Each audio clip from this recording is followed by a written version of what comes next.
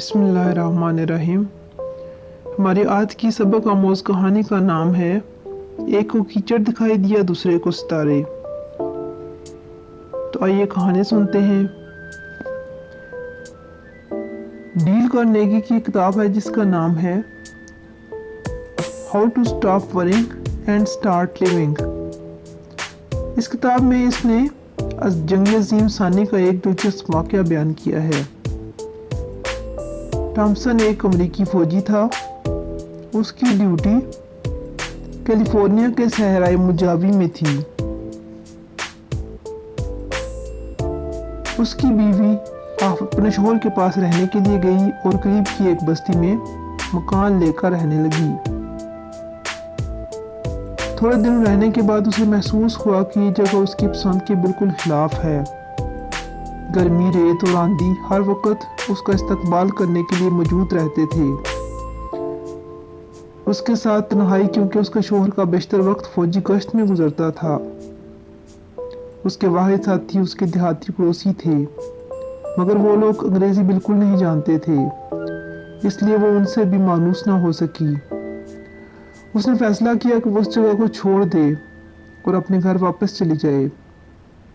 उसने अपने वालिदैन को एक मायूसाना खत लिखा और उनको बताया कि वो जल्द ही उनके पास लौट आना चाहती है। उसके बाप का जवाब आया, मगर वो बहुत मुख्तसर था।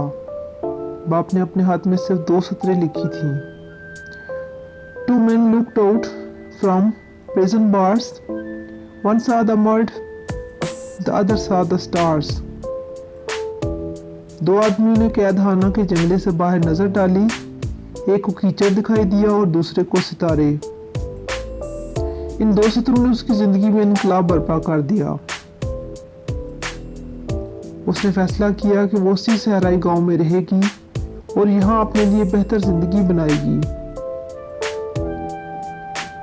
उसने महसूस किया कि जहाँ कीचड़ है वहीं उसके ऊपर सितारे भी चमक रहे हैं। उसने कीचड़ के बजाय सितारों को देखने की कोशिश शुरू कर दी।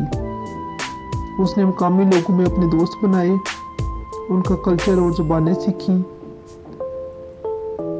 और उसने सहराई जिंदगी के रंगारंगियों को समझ लिया। उसने सहरा में डूबते और निकलते हुए सूरज के हुस्न का मुशाहिदा किया। धीरे धीरे उसको इस इलाके से इतनी दिलचस्पी हो गई कि उसका शोहर जब अपनी फौजी मुलाजमत से रिटायर्ड हुआ तो दोनों ने तय किया कि वो अपनी आइंदा जिंदगी इसी मुकाम पर गुजारेंगे। हत्ता कि इस नए तजर्बे ने मिसेस थॉमसन को एक मुसन्निफ बना दिया।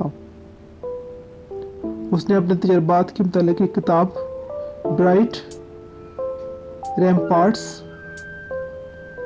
के नाम से लिखी, जो बेहद मकबूल हुई और उसके कसीर एडिशन शाया हुए। इस वाक़े का जिक्र करते हुए एक मुसन्निफ ने लिखा है, The most important thing about suffering is not what happens to us, but how we react to it. ज़्यादा अहम बात ये नहीं है कि हमें किन मुश्किलों से सबका पेश आ रहा है।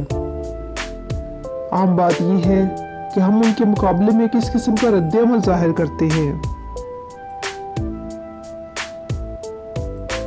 अगर आपको मज़ीद दिलचस्प कहानियाँ सुननी हो तो प्लीज़ मेरा चैनल सब्सक्राइब कीजिए, लाइक कीजिए और शेयर कीजिए ताकि नई आने वाली कहानी आपको मिल सके।